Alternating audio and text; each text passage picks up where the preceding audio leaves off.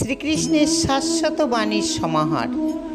শ্রীকৃষ্ণ হলেন প্রভু বিষ্ণুর অষ্টম অবতার এবং তার থেকে পাওয়া কিছু শাশ্বত উপদেশের সংকলন রইল আপনাদের জন্যে।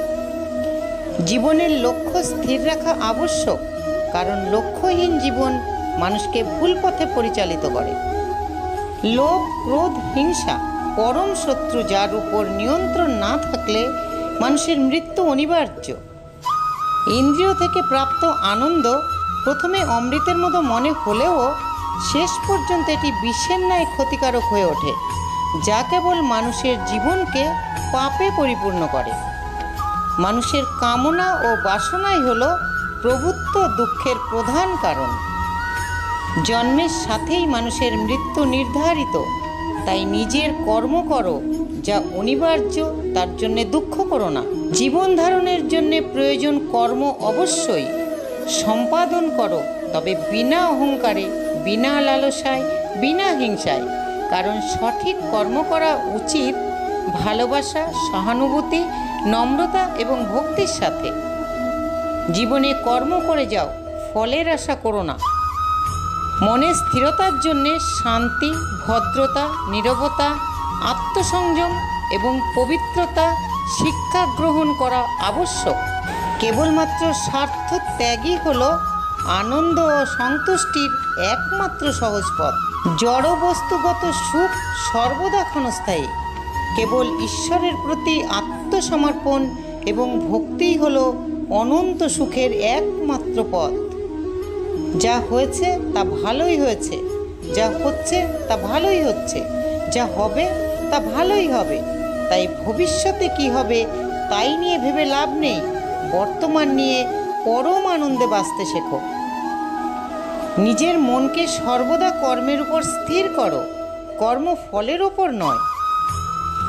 লোভ, ক্রোধ, হিংসা হলো মানুষের প্রধান শত্রু, যা নিজের অজান্তে জীবনের সবচেয়ে বেশি মূল্যবান জিনিস সময়ের ক্ষতি করে। কারণ সময় হলো পরম ক্ষমতাবান, যা কারো জন্যে থেমে থাকে না। জীবনে অমরত্ব পেতে সম্মান অর্জন করতে শেখো, কারণ জীবন ক্ষণস্থায়ী, কিন্তু ব্যক্তির অর্জিত সম্মান চিরস্থায়ী। সর্বদা মনে রাখবে, জীবনে যত কঠিন পরিস্থিতির মধ্যে দিয়ে যাবে, তোমার ব্যক্তিত্ব ততই প্রখর হবে।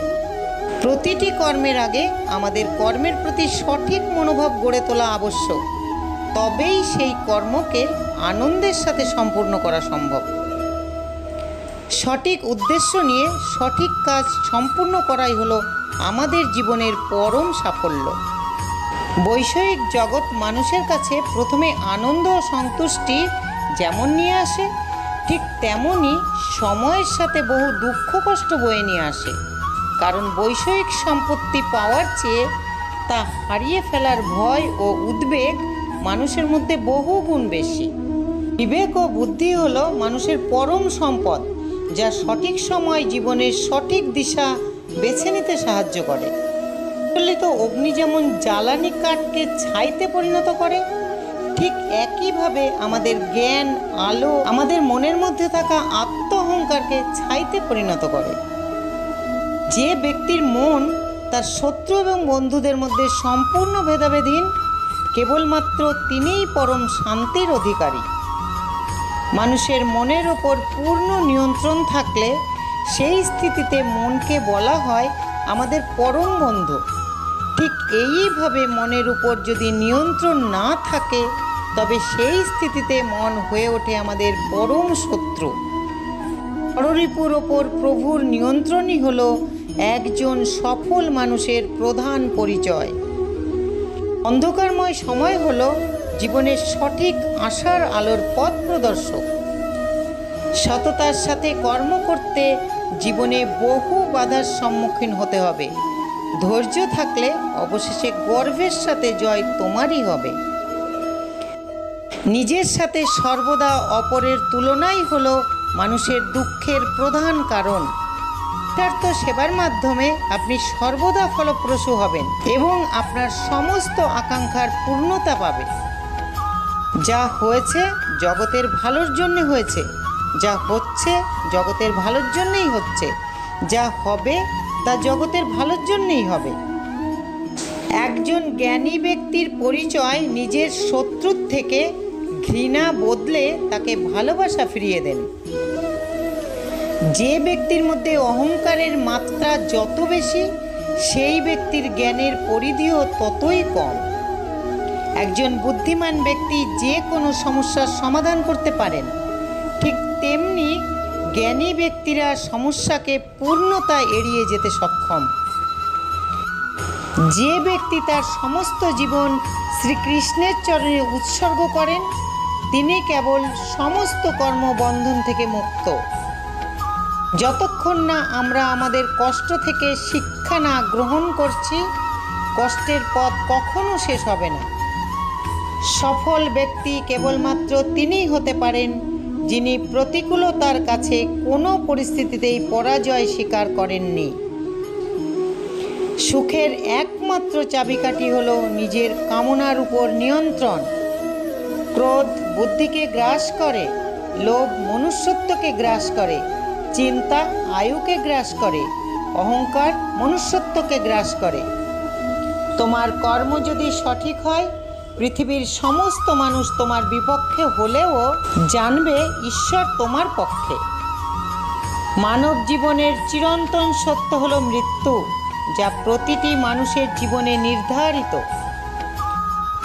ভয়ের উপর নিয়ন্ত্রণ রাখা আবশ্যক, কারণ ভয় হলো এমন এক অনুভূতি যা মানুষকে জীবনের প্রতিটি প্রয়াসে বাধা সৃষ্টি করে।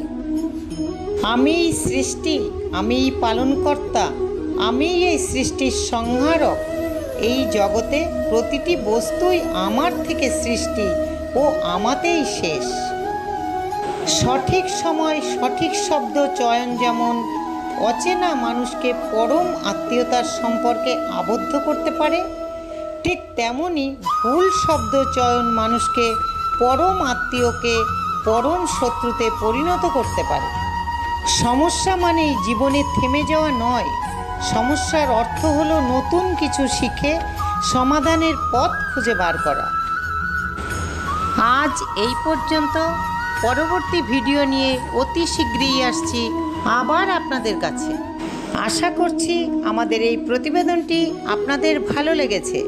যদি ভালো লাগে তাহলে লাইক, শেয়ার, সাবস্ক্রাইব করবেন আর আপনাদের মূল্যবান মতামত আমাদের জানাবেন।